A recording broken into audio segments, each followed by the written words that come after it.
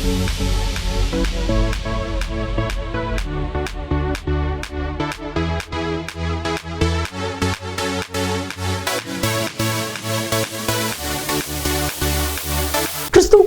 பிரியமான தெய்வ பிள்ளைகளை வெளிப்படுத்தின விசேஷம் பரலோகத்தின் சில காட்சிகள், கர்த்தராகிய இயேசு கிறிஸ்துவனுடைய வருகை, பூமியின் ராஜ்யங்களுடைய வரலாற்றினுடைய முடிவுகள், இவைகளை வெளிப்படுத்துவது தான் வெளிப்படுத்தின விசேஷம்.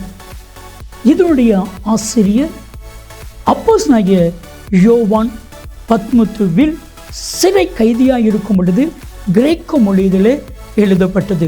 பெரும்பாலும் அடையாள மொழிகளிலே எழுதப்பட்ட இந்த புத்தகம் மதிப்பிற்குரிய டாக்டர் ரெவரண்ட் பால்ராஜ் அதிசயமணி அவர்கள் மூலமாக நமக்கு டிராஸ்டிவின் மக்களுக்கு இது போதிக்கப்படுகிறது. தெய்வ மனிதர், தெய்வனால் பரிசுத்த ஆவியானவரால் வல்லமையாய் பயன்படுத்தப்படுகிற இவர்கள் கருக்கலான சத்தியங்களையும் ஆழமான உண்மைகளையும் மறைவான மறைப்பொருட்களையும் வெளிப்படுத்தி நமக்கு சொல்லி புரியக்கூடிய நல்ல தெய்வ மனிதர். தொடர்ந்து பாருங்கள். கர்த்தர் அன்பு பால்ராஜ் அவர்களை வல்லமையாய் பயன்படுத்தி வருகிறார். இந்த வெளிப்படுத்தின விசேஷம் உங்களுக்கு மிகுந்த பிரயோஜனமாக இருக்கும். கர்த்தர் உங்களை ஆசீர்வதிப்பார். ஆண்டவருடைய பிரசன்னத்தில் மீண்டுமாக காணும் பொழுது அதிக சந்தோஷமடைகிறேன். இந்நாளிலும் உங்கள் மத்தியில் வந்து உறவு கொள்ளவும் ஆண்டவருடைய வசனத்தை பகிர்ந்து கொள்ளவும் தருணம் கொடுத்த ஆண்டவரை துதிப்பதோடு உங்கள் அனைவருக்கும் என்னுடைய நன்றியை நான் தெரிவித்துக் கொள்கிறேன். வெளிப்படுத்தும் விசேஷத்திலிருந்து நாட்களிலே செய்திகளை படித்து தியானித்து வருகிறோம். இதுவரை 7 அதிகாரங்களை நாம் பார்த்திருக்கிறோம். இன்றைக்கு 8வது அதிகாரம். 8வது அதிகாரத்தின் சில வசனங்களை இன்றைக்கு நாம் பார்க்க போகிறோம். என்ன நடந்தது தொடர்ந்து என்பதை குறித்து நாம் காண இருக்கிறோம். முத்திரை சம்பந்தமான நியாய தீர்ப்புகள் முடிந்து போயின. இப்பொழுது எக்கால சம்பந்தமான நியாய தீர்ப்புகள் ஆரம்பமாகின்றன. தொடர்ந்து கலசங்கள் சம்பந்தமான நியாய தீர்ப்புகள் வரும். ஒவ்வொன்றையும் வரிசையாக நாம் பார்க்க போகிறோம். 8ஆம் அதிகாரம் 1ஆம் வசனம், அவர் 7ஆம் முத்திரையை உடைத்த போது பரலோகத்தில் ஏறக்குறைய அரை மணி நேரமளவும் அமைதியில் உண்டாயிற்று என்று பார்க்கிறோம். 7ஆம் முத்திரை உடைக்கப்படுகிறது. பரலோகத்திலே அமைதல் இருக்க வேண்டிய இடம், அது ஆர்ப்பரிப்பு இருக்க வேண்டிய இடம். தூதர்கள் ஆர்ப்பரிப்பார்கள், ஜீவன்கள் ஆர்ப்பரிக்கும், 24 மூப்பர்கள் ஆர்ப்பரிப்பார்கள், இன்னும் மீட்கப்பட்டவர்கள், ரட்சிக்கப்பட்டவர்கள், அதிக உபத்திரவிலிருந்து வந்தவர்கள், ஆட்டுக்குட்டியானவருடைய இரத்தத்திலே தங்களுடைய ஆடைகளை தோய்த்து வெளுத்தவர்கள் எல்லாரும் ஆர்ப்பரிக்கக்கூடிய ஒரு இடத்திலே அமைதல் உண்டாயிற்று என்று வாசிக்கிறோம். இந்த அமைதலுக்கு என்ன காரணம் என்பதை குறித்து தான் இன்றைய நாளின் கர்த்தருடைய செய்தி.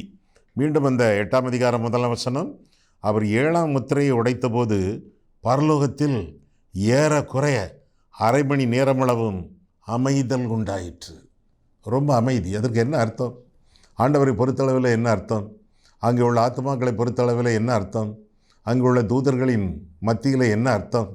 இந்த அர்த்தங்களை குறித்து இந்த நாளிலே நாம் தொடர்பாக சிந்திக்க இருக்கிறோம். அமைதி என்று சொல்லும் பொழுது முதலாவதாக நாம் பார்க்கும் பொழுது ஆண்டவர் பொதுவாக மௌனமாக இருக்கக்கூடிய தெய்வம் அல்ல. நம்முடைய தேவன் மௌனமாக இரார் என்று சொல்லி 50ஆம் சங்கீதம் 3ஆம் வசனத்திலே நாம் வாசிக்கிறோம். இங்கே மௌனத்திற்கு என்ன காரணம் என்று சொல்லி நாம் வேதத்தில் வாசிக்கும் பொழுது நியாயத்தீர்ப்பின் மத்தியிலும் ஆண்டவருடைய அன்பு எனவே அமைதி. பக்தர்கள், தன்னுடைய சாயலினாலே சிருஷ்டிக்கப்பட்டவர்கள் பாடுபட போகிறார்கள், பாவங்களுக்கு தண்டனை பெறப் போகிறார்கள். அதை தாங்கிக் கொள்ளக்கூடிய இருதயம் தேவனுக்கே இல்லை. பரிதாபப்படக்கூடிய ஆண்டவர் தம்முடைய அன்பின் நிமித்தம் அமைதியாக இருக்கிறார் என்று சொல்லி வேதத்திலே வாசிக்கிறோம். அன்பின் நிமித்தம் அமைதியா. செப்பனியா பாருங்கள். செப்பனியா புத்தகம் கண்டுபிடிப்பது கொஞ்சம் கஷ்டமாக இருக்குமே. செப்பனியா பழைய ஏற்பாடு 1089ஆம் பக்கம் 1089. செப்பனியா புத்தகம் 3ஆம் அதிகாரம் 17ஆம் வசனத்திலே பார்க்கும் பொழுது, உன் தேவனாகிய கர்த்தர் உன் நடுவில் இருக்கிறார், அவர் வல்லமை உள்ளவர், அவர் ரட்சிப்பார், அவர் உன் பேரில் சந்தோஷமாய் மகிழ்ந்து தம்முடைய அன்பு நிமித்தம் அமர்ந்திருப்பார், அவர் உன் பேரில் கம்பீரமாய் களி கூறுவார் என்று பார்க்கிறோம். அன்பின் நிமித்தம் அமைதி. இன்னும் ஆண்டவர் அவர்களை நேசிக்கிறார் என்று சொல்லி வேதத்தில் வாசிக்கிறோம். தன் சாயலிலே படைத்த மக்களை அப்படியே அவர் தூக்கி தீயிலே போட, அக்னியிலே போட அவர் விரும்பவில்லை. அன்பு நிமித்தம் சற்று நேரம் அவர் அமைதியாக இருப்பதாக வேதத்திலே நான் வாசிக்கிறோம். ஒருவேளை உங்களுடைய வாழ்க்கையிலே கூட ஆண்டவர் செயலாற்றுதல் நின்று போன மாதிரி உங்களுக்கு தெரியலாம், அமைதி காணப்படுவதாக தெரியலாம், பிரச்சனையும் இல்லை, ஆண்டவருடைய பிரசன்னமும் இல்லை என்று சொல்லக்கூடிய அளவிலே ஒரு விதமான அமைதி காணப்படலாம். எதையுமே அப்படி எடுத்துக்கொள்ளாதீர்கள். Don't take it for granted. ஆண்டவர் அமைதியாக இருக்கிறார் என்றால், எதிலும் தலையிடாமல் செயல்படாமல் அப்படியே ஆண்டவர் தரித்திருக்கிறார் என்றால், உங்களுக்கு நியாயத்தீர்ப்பு சீக்கிரமாக வரப்போகிறது. எனவே ஆபத்துக்கு முன்பாக நீங்கள் ஆயத்தப்பட வேண்டியது உங்கள் கடமை என்று சொல்லி வேதத்திலிருந்து நாம் விளங்கிக் கொள்கிறோம். ஒருவேளை ஆண்டவருடைய கால தாமதத்திற்கு அர்த்தம் என்ன என்று சொன்னால், எல்லாரும் மனம் திரும்ப வேண்டும் என்பதற்காக ஆண்டவர் தாமதித்துக் கொண்டிருக்கிறார் என்று சொல்லி நாம் பொருள் கொள்ளலாம். 1 பேதுரு எடுத்துக்கொள்ளுங்கள். 1 பேதுரு 3ஆம் அதிகாரம் 9ஆம் வசனம். தாமதிக்கிறார் என்று சிலர் எண்ணுகிறபடி கர்த்தர் தமது வாக்குத்தத்தத்தை குறித்து தாமதமாய் இராமல் ஒருவரும் கெட்டுப்போகாமல் எல்லாரும் மனம் திரும்ப வேண்டும் என்று விரும்பி நம்மேல் நீடிய பொறுமை உள்ளவராய் இருக்கிறார். நீடிய பொறுமை, அவருடைய அன்பு எதற்காக? மனம் திரும்ப வேண்டும். சீக்கிரத்தில் நியாயத்தீர்ப்பு ஆரம்பமாக போகிறது. அதற்கு முன்பாக அமைதி காக்கக்கூடிய ஆண்டவர் மனம் திரும்பி விட மாட்டாங்களா அல்லது பாவத்திலிருந்து திரும்பி விட மாட்டார்களா என்று இன்னும் எதிர்பார்த்த ஆண்டவர் காலதாமதத்தோடு எதற்காக? நீடிய பொறுமை. எதற்காக? அன்பு நிமித்தம் அமர்ந்திருப்பார் என்று சொல்லி வேதம் நமக்கு கற்றுக் கொடுக்கிறது. ஏன் மக்களுக்கு பாவ உணர்வு இல்லை? ஏன் அவர்கள் இன்னும் மனம் திரும்பவில்லை? ஏனென்றால் பல காரணங்கள். ஒன்று, பெரிய பாவம் சின்ன பாவம் என்று சொல்லி அவர்கள் விளக்கி வித்தியாசத்தை பார்க்கிறார்கள். நான் செய்தது ஒன்றும் பெரிய பாவம் இல்லை, இது அற்பமான சாதாரண பாவம் தானே என்று எண்ணுகிறார்கள். பெரிய நல்ல பாம்பு, சின்ன நல்ல பாம்பு, எது கடித்தால் விஷம், எது கடித்தால் சாவு, ரெண்டும் பாம்பு தானே, ரெண்டும் விஷம் தானே. பெரிய பாவம் சின்ன பாவம் இல்லை, எந்த பாவம் செய்தாலும் அது விஷம். பாம்போடு பழகேல் என்பது பழமொழி. பாவம் என்பது ஒரு பாம்பு போல. பாம்பு வீட்டுக்குள்ளே வந்தால் என்ன செய்வோம்? குட் மார்னிங் பாம்பு அப்படியே சொல்லுவோம்? இல்லை, அதை அடித்து தூக்கி வெளியே போட்டாலும் ஒழிய மனுஷன் நிம்மதியாக வீட்டுக்குள்ளே இருக்க முடியாது. சின்ன பாவம் பெரிய பாவம் என்று சொல்லி வித்தியாசப்படுத்தி உங்களை திருப்திப்படுத்தி கொண்டு வாழாமல் பாவத்தை விட்டு விலகி அல்லது பாவத்தை உங்களை விட்டு விலக்கி வாழ வேண்டியது உங்களுடைய கடமை என்று சொல்லி வேதத்திலே வாசிக்கிறோம். யோசேப்பு பாவத்தை விட்டு விலகி ஓடினான். இயேசு அப்பாலை போ சாத்தானை என்று சொல்லி அதட்டி விரட்டினார். ஒன்று விலகு அல்லது விரட்டு, இல்லை என்றால் பாவத்திலே மாட்டிக்கொள்வோம், நியாய தீர்ப்புக்கு ஆளாவோம். ஏன் மனம் திரும்பவில்லை? இன்னொரு காரணம், மாறுதல்கள் நேரிடவில்லை. பாவங்கள் செய்வதனாலே, பாவத்தில் மூழ்கி கிடப்பதனாலே மாறுதல்கள் நேரிடவில்லை. செய்யக்கூடிய துர்க்கிரியைகளுக்கு ஏற்ற தண்டனை இன்னும் கிடைக்கவில்லை. எனவே மனுஷனுக்கு மனக்கடினம். உடனுக்குடன் தண்டனை கிடைக்கவில்லை. உடனுக்குடன் தண்டனை கிடைத்தவர்களே மனக்கடினம் பண்ணுகிறார்களே, பார்வனை போல. அப்பப்ப வாதைகள் இருந்தாலும் அப்பப்ப மனக்கடினம். யாத்திராகமம் 7ஆம் அதிகாரம் 8ஆம் அதிகாரம் 9ஆம் அதிகாரத்தில் நான் பார்க்கும் பொழுது 7ஆம் அதிகாரத்திலே பார்வோனுடைய இருதயம் கடினப்பட்டது. என்ன செய்யணும்? ஆண்டவரே, என்னுடைய இருதயம் கடினப்படுத்தி விட்டது. ஆண்டவரே, கடின இருதயத்தோடு உம்முடைய சமூகத்தில் வர முடியாது கர்த்தாவே. எனவே நொறுக்கும் உருக்கும் திரும்ப வனையும் சுத்த இருதயத்தினிலை சிருஷ்டியும் நிலவரமான ஆவியின் உள்ளத்திலே புதுப்பியும் என்று சொல்வதற்கு பதிலாக 8ஆம் அதிகாரம் பார்வோன் தன் இருதயத்தை கடினப்படுத்தினான் என்று வாசிக்கிறோம். கடினப்பட்ட இருதயங்கள் கடினம் நீங்க வேண்டும். ஆனால் இந்த மனுஷனும் தன்னை கடினப்படுத்தினான் என்று சொல்லி வேதத்திலே வாசிக்கிறோம். தொடர்ந்து பார்க்கும் பொழுது 9ஆம் அதிகாரத்திலே பார்வோனுடைய இருதயத்தை கர்த்தர் கடினப்படுத்தினார். கடினப்பட்ட இருதயங்களிலிருந்து கடினங்கள் நீக்கப்பட வேண்டும். மீண்டும் மீண்டும் கடினப்படுத்தி கொண்டிருந்தால் பின்ன ஆண்டவர் சொல்கிறாரு, எவன் மேல் இரக்கமாக இருக்கிறேனோ அவன் மேல் இரக்கமாக இருப்பேன், எவனை கடினப்படுத்த சித்தமாக இருக்கிறேனோ அவனை கடினப்படுத்துவேன். கர்த்தரை கடினப்படுத்தி விட்டால் போக்கு சொல்ல இடமில்லை, அதற்கு பிறகு மார்க்கமே இல்லை. எனவே இன்று அவருடைய சத்தத்தை கேட்பீர்கள் ஆகில். வனாந்தரத்தில் கோபமூட்டின போதும் சோதனை நாளிலும் நடந்தது போல உங்கள் இருதயத்தை கடினப்படுத்தாதேயுங்கள் என்று சொல்லி வேதத்தில் வாசிக்கிறோம். இன்னொரு காரணம், உடனுக்குடன் தண்டனை இல்லை. உடனுக்குடன் தண்டனை இல்லை, அதனாலே மக்களுடைய மனம் கடினப்படுகிறது. சிலருக்கு உடனடியாக தண்டனை இருந்தது, பலருக்கு உடனடியான தண்டனை இல்லை. ஆதாமுக்கு ஏவாளுக்கும் உடனடியாக தண்டனை இருந்தது.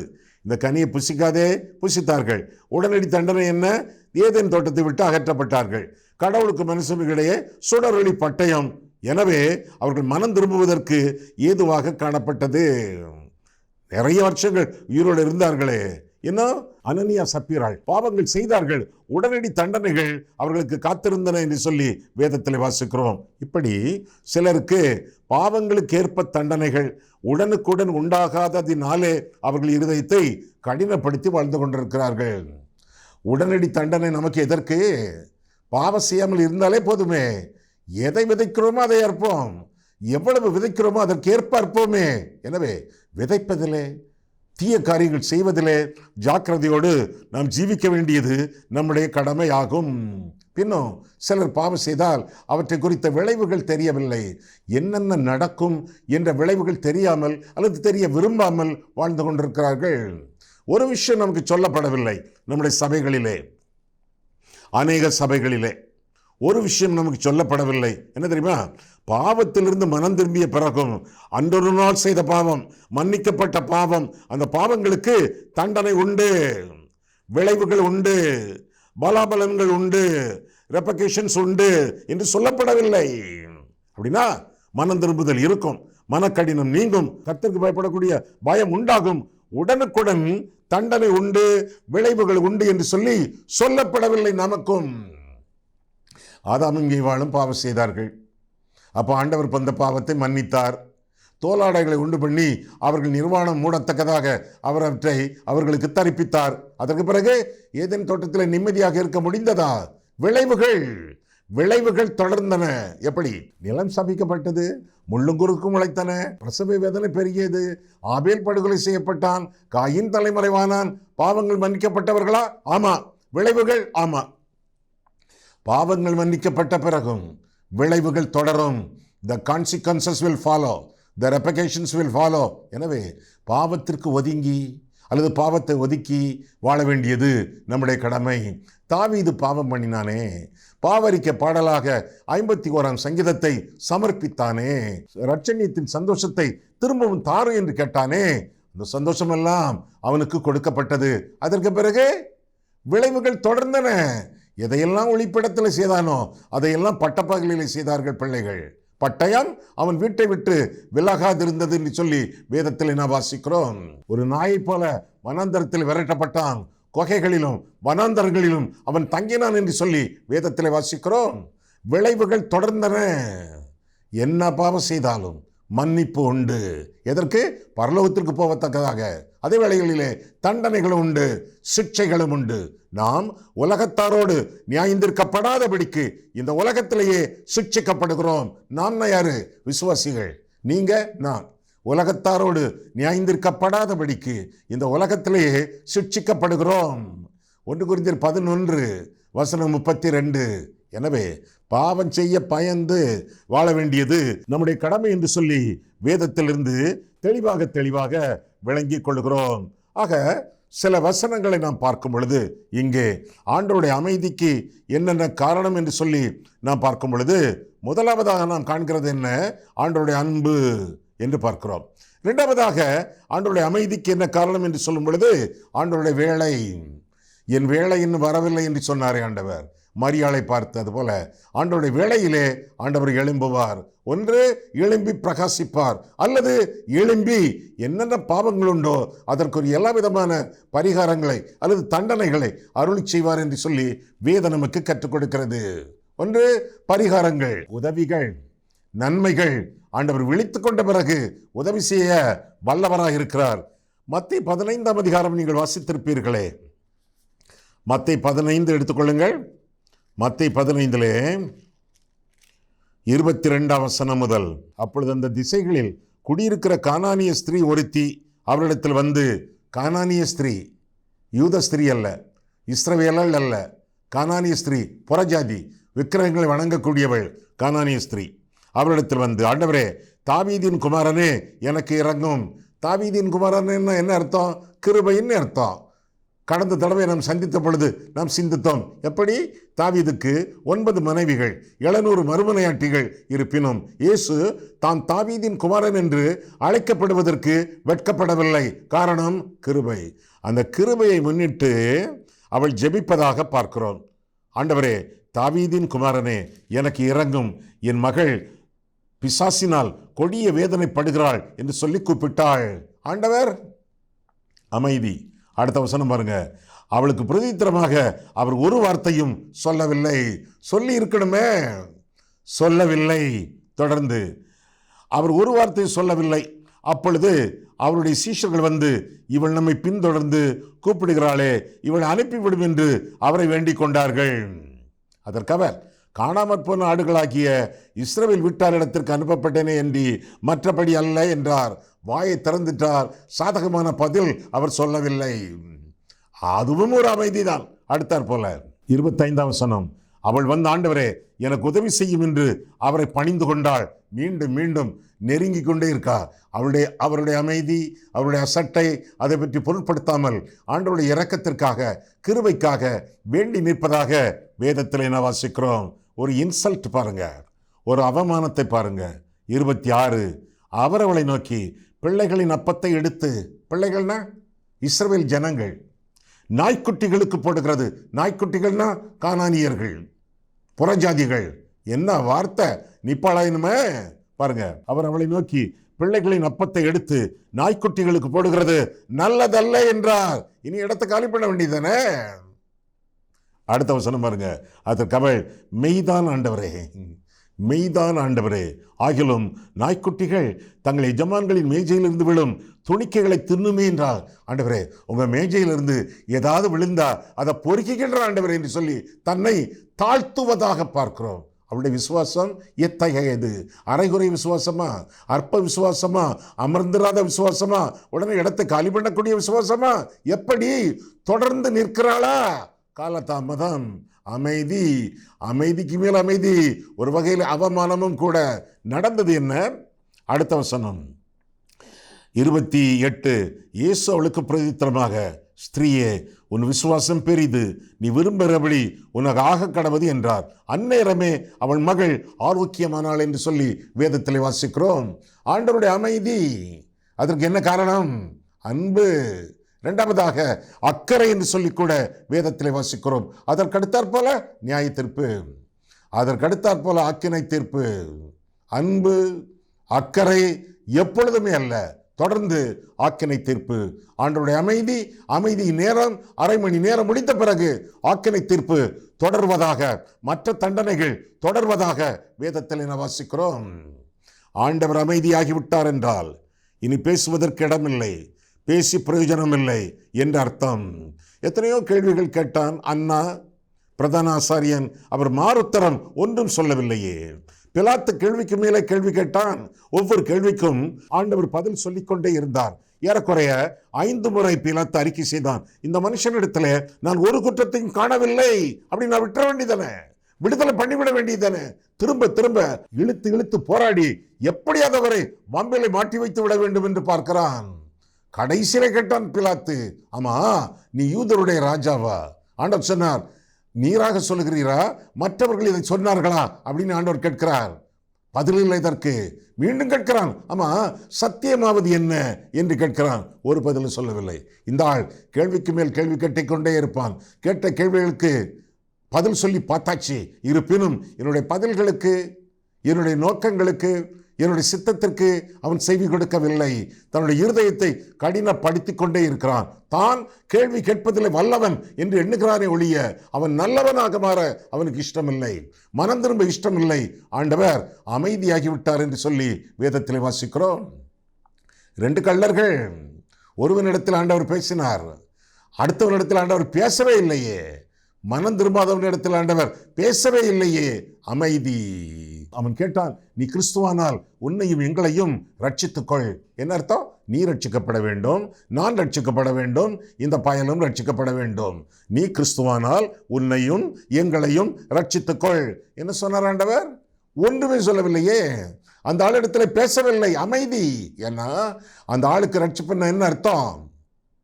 சிலுவையை விட்டு கீழே இறங்க வேண்டும், காயங்கள் புண்கள் எல்லாம் மாற வேண்டும், விசில் அடித்துக் கொண்டு வீட்டுக்கு போக வேண்டும்.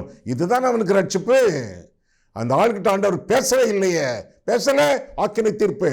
ஒருவன் பரதீசுக்கு போனான், அடுத்தவன் பாதாளத்திற்கு போக ஆயத்தமாக்கி கொண்டிருக்கிறான்.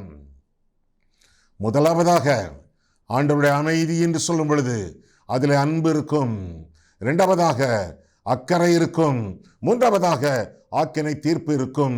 என்ன பதில் உங்களுக்கு தேவை? ஆண்டவர் அமைதியாக இருக்கிறார். கொஞ்ச நாள் உங்களுடைய வாழ்க்கையிலே எதிலும் தலையிடாமல், எந்த ஜெபத்திற்கும் பதில் கொடாமல், எந்த கேள்விக்கும் பதில் உரைக்காமல் அமைதியாக இருக்கிறார். உங்களுக்கு என்ன பதில் தேவை? என்ன பதில் தேவை? அவருடைய அன்பு தேவையா, அல்லது அவருடைய அக்கறை தேவையா, அல்லது ஆக்கினை தீர்ப்புக்கு ஆயத்தமாகி கொண்டிருக்கிறீர்களா? இன்று அவருடைய சத்தத்தை கேட்பீர்களாகில் வனாந்தரத்தில் கோபம் மூட்டின போதும் சோதனை நாளிலும் நடந்தது போல உங்கள் இருதயத்தை கடினப்படுத்தாதேயுங்கள். கடினப்படுத்தினால் 5ஆம் வசனம் பாருங்கள். வெளிப்படுத்தும் விசேஷம் 8ஆம் அதிகாரம் 5ஆம் வசனம் பாருங்கள். பின்பு அந்த தூதன் தூப கலசத்தை எடுத்து அதை பலிபீடத்து நெருப்பினால் நிரப்பி பூமியிலே கொட்டினான். உடனே சத்தங்களும் இடிமுழக்கங்களும் மின்னல்களும் பூமி அதிர்ச்சிகளும் உண்டாயின என்று சொல்லி வேதத்திலே படிக்கிறோம். அப்பொழுது 7 எக்காலங்களையுடைய 7 தூதர்கள் எக்காலம் ஊதுகிறதற்கு தங்களை ஆயத்தப்படுத்தினார்கள் என்று சொல்லி வேதத்திலே வாசிக்கிறோம். பொருள் என்ன? ஆயத்தம். நியாய தீர்ப்புக்கு ஆயத்தமாகிற சூழ்நிலை காணப்பட்டதாக வேதத்திலே நான் வாசிக்கிறோம். அப்போ பொது ஜனங்களுடைய பிரதியுத்தரம் என்ன? இதெல்லாம் நடந்து கொண்டிருக்கிறதே. ஆண்டவருடைய அமைதியை பார்த்தோம், ஆண்டவருடைய அன்பு அக்கறையெல்லாம் பார்த்தோம், சற்று நேரம் ஆண்டவர் தாமதித்து நிற்பதை பார்த்தோம். ஆனாலும் மனம் திரும்பவில்லை. எனவே அவர் ஆக்கினை தீர்ப்பு செலுத்த அவர் ஆயத்தமாகி விட்டார். என்ன செய்ய? 13ஆம் வசனம் பாருங்கள். 13 பின்பு ஒரு தூதன் வானத்தின் மத்தியிலே பறந்து வர கண்டேன். அவன் மகா சத்தமிட்டு இனி எக்காலம் ஓதப் போகிற மற்ற 3 தூதருடைய எக்கால சத்தங்களினால் பூமியில் குடியிருக்கிறவர்களுக்கு ஐயோ ஐயோ ஐயோ, ஆபத்து வரும் என்ற அர்த்தம். ஐயோ ஐயோ ஐயோ என்று சொல்ல கேட்டேன் என்று சொல்லி வேதத்தில் வாசிக்கிறோம். ஆபத்துக்கள் ஏறக்குறைய வந்தாச்சு என்று சொல்லி வேதத்திலிருந்து தெளிவாக நாம் வாசிக்கிறோம். இந்த அதிகாரத்திலே 7 எக்காலங்கள் ஊதப்படக்கூடிய காட்சியை நாம் பார்க்கிறோம். இந்த காட்சியை வரக்கூடிய நாட்களிலே நாம் விவரமாக நாம் தெளிவாக நாம் வாசிப்போம். இந்த எக்காலங்கள் ஊதியும் மனம் திரும்பாதவர்கள் இருக்கிறார்களே, அதை பற்றி மாத்திர சொல்லி பார்த்துவிட்டு இன்றைக்கு முடிப்போம். வர நாட்களிலே 7 எக்காலங்கள், ஏற்கனவே 7 முத்திரைகளை பார்த்தோம். இனி 7 எக்காலங்களை பார்க்க போகிறோம். அதற்கு பிறகு 7 பொற்கலசங்களை காணப்போகிறோம். இப்படியெல்லாம் நியாயத்தீர்ப்புக்கு மேல் நியாயத்தீர்ப்பு வரும் பொழுது மனுஷன் மனம் திரும்பி இருக்க வேண்டுமே. ஆண்டவரை அண்டிக் கொள்ளாமல் ஆண்டவருக்கு புறமுதுகு காட்டினார்கள் என்று சொல்லி வேதத்திலே வாசிக்கிறோம். அடிக்கடி தன்னுடைய பழைய கடினப்படுத்துகிறவன் சகாயமின்றி சடிதியில நாசமடைவான் என்று சொல்லி வேதத்திலே வாசிக்கிறோமே. இவர்களெல்லாம் வாசித்திருக்கிறார்களே. அந்த காலத்து யூத மக்கள், அந்த காலத்து ஆண்டவருடைய செய்திகளை கேட்டவர்கள் கடினப்படுத்தி கொண்டே இருக்கிறார்கள். சகாயமின்றி, இங்கிலீஷ்ல விதவுட் எனி வார்னிங், எச்சரிப்பின்றி, முன்னெச்சரிப்பின்றி அவர்கள் மாண்டு போவார்கள் என்று சொல்லி வேதத்தில் நான் வாசிக்கிறோம். பாருங்க, 8ஆம் அதிகாரம் 6ஆம் வசனம். அந்நாட்களில் மனுஷர்கள் சாவை தேடியும் அதை காணாதிருப்பார்கள், சாக வேண்டும் என்று ஆசைப்படுவார்கள், சாவோ அவர்களுக்கு விலகி ஓடிப்போகும் என்று சொல்லி வேதத்தில் வாசிக்கிறோம். இதுதானே 6ஆம் அதிகாரத்தின் கடைசி பகுதி. 6ஆம் அதிகாரம் பாருங்கள். சாவை தேடியும் அதை காணாதிருப்பார்கள். 15ஆம் வசனம் முதல் வெளிப்படுத்தின விசேஷம் 6:15 முதல் பூமியின் ராஜாக்களும் பெரியோர்களும் ஐஸ்வர்யவான்களும் சேனை தலைவர்களும் பலவான்களும் அடிமைகள் யாவரும் சுயாதீனர் யாவரும் பர்வதங்களின் குகைகளிலும் கண்மலைகளில் ஒளித்து கொண்டு பர்வதங்களையும் கண்மலைகளையும் நோக்கி, நீங்கள் எங்கள் மேல் விழுந்து சிங்காசனத்தின் மேல் விற்றிருக்கிறவருடைய முகத்திற்கும் ஆட்டுக்குட்டியானவருடைய கோபத்திற்கும் எங்களை மறைத்துக் கொள்ளுங்கள். சாவை தேடுகிறார்கள், சாவு வரவில்லை. சாவுக்காக ஆசைப்பட்டும் சாவு நெருங்கவில்லை. பரிதாபமான ஒரு வாழ்க்கை, பரிதாபமான வாழ்க்கை. ஆமா, சாவை எதுக்கு தேடணும்? சாவை எதுக்கு விரும்பணும்? இந்த சூழ்நிலை செத்து போனால் அதற்கடுத்த ஸ்டேஜ் இருக்க. மரணம் என்பது வாழ்க்கையின் முடிவு அல்ல, அது முடிவில்லாத வாழ்க்கையின் ஆரம்பம். அது என்ன முடிவில்லாத வாழ்க்கையின் ஆரம்பம்? ஒன்று மோட்சம் அல்லது நரகம். முடிவில்லாத வாழ்க்கை. சாவை தேடியும் என்ன பிரயோஜனம்? பாருங்க 17, அவருடைய கோபாக்கனையின் மகாநாள் வந்துவிட்டது, யார் நிலை நிற்கக்கூடும் என்றார்கள் என்று சொல்லி வேதத்திலே நாம் விளங்கிக் கொள்கிறோம். ஆக நம்முடைய வாழ்க்கையிலே கூட இன்னும் நாம் உயிர் வாழ்ந்து கொண்டிருக்கிறோம் என்றால் தேவனுடைய அமைதி, தேவனுடைய ஆளுகை, தேவனுடைய அக்கறை, அதே வேளையிலே ஆக்கினை தீர்ப்பு நெருங்கி கொண்டிருக்கிறது என்று அர்த்தம். இன்று அவருடைய சத்தத்தை கேட்பீர்களாகில் வனாந்தரத்தில் கோபமூட்டின போதும் சோதனை நாளிலும் நடந்தது போல உங்கள் இருதயத்தை கடினப்படுத்தாதேயுங்கள். இருதயத்தை கடினப்படுத்தாமல், ஆண்டவரே கல்லான இருதயத்தை என்னை விட்டு அகற்றி தசையான இருதயத்தை, நவமான இருதயத்தை எனக்கு தாரும் ஆண்டவரே என்று சொல்லுங்கள். தேவனே, சுத்த இருதயத்தை என்னிலே சிருஷ்டியும், நிலவரமான ஆவியை என் உள்ளத்திலே புதுப்பியும் என்று கர்த்தரிடத்தில் கேளுங்கள். புதிய இருதயத்தை ஆண்டவர் உங்களுக்கு தருவார் என்று நிச்சயமாக வேதம் நமக்கு கற்றுக் கொடுக்கிறது. சவுல் கர்த்தரை விட்டு கடந்து போகும் பொழுது ஆரம்ப நாட்களிலே அவனுடைய இருதயம், அவனுடைய ஆவி வேறுபட்டது என்று வேதத்திலே நாம் வாசிக்கிறோம். அந்த சாஸ்திரிகள் மத்தேயு 2ஆம் அதிகாரம் ஆண்டவரை தரிசித்த பிறகு வேறு வழியாய் திரும்பி போனார்கள் என்று சொல்லி வேதத்தில் நாம் பார்க்கிறோம். நம்முடைய வாழ்க்கையிலே கூட பாவங்களிலிருந்து மனம் திரும்பி இயேசுவை நம்முடைய இருதயத்தில் ஏற்றுக்கொள்வோம் என்றால் வேறு வழி, பரிசுத்தமான வழி, மெய்யான வழி, பரலோகத்தின் வழி நமக்காக ஆயத்தமாக இருக்கிறது. தண்டனைக்கு நாம் தப்பித்துக் கொள்வோம், ஆக்கினைக்கு நாம் நீங்களாவோம். கர்த்தருடைய வழியை நாம் தெரிந்து கொள்வோம் என்றால் அவரே நமக்கு வழி, வாய்மை, வாழ்வு என்பதனாலே இந்த உலக வாழ்க்கையிலே கூட சீறு சிறப்புமாக ஆவிக்குரிய பிரகாரமாக ஆண்டவர் நம்மை ஆசீர்வதித்து வழி நடத்துவார். கண்களை மூடுவோம், கர்த்தரை பார்ப்போம். அன்புள்ள ஆண்டவரே, உம்முடைய வசனங்களை ஆராயவும், எங்கள் வாழ்க்கையை ஆராயவும் உம்முடைய சந்நிதியிலே எங்களை வழிநடத்தினீர். அதற்காக நாங்கள் உமக்கு ஸ்தோத்திரம் செலுத்துகிறோம் சுவாமி. பரலோகத்திலே கூட அரை மணி நேர அமைதல், ஆண்டவருடைய அமைதிக்கு காரணம் என்ன என்று சில காரியங்களை நாங்கள் கற்க எங்களுக்கு உதவி செய்ததற்காக ஸ்தோத்திர சுவாமி. ஆண்டவரே, உம்முடைய அன்பையும் உம்முடைய அக்கறையையும் நாங்கள் மதித்து அதற்கெல்லாம் மரியாதை செலுத்தி உம்மை அண்டிக் கொண்டு பாக்கியவான்களாக ஜீவிக்க எங்களுக்கு நீர் உதவி செய்யும். இன்னும் ஆண்டவரே, ஆக்கினை தீர்ப்புக்கு நாங்கள் நீங்களாகி வாழத்தக்கதாக உம்மை அண்டிக் கொண்டு உம்மிடத்தில் எங்களுடைய காரியங்களை சொல்லி எங்கள் பாவங்களை அறிக்கையிட்டு உம்முடைய இரத்தத்தினால் எங்களை கழுவிக்கொண்டு அந்த கழுவுதலை விசுவாசத்தோடு எங்களுடைய வாழ்க்கையில் நாங்கள் ஏற்றுக்கொண்டு உமக்கு மகிமையாக நாங்கள் வாழ வளர கிருபை தாரும். இயேசு கிறிஸ்துவின் நாமத்தில் ஜெபிக்கிறோம் பிதாவே, ஆமேன்.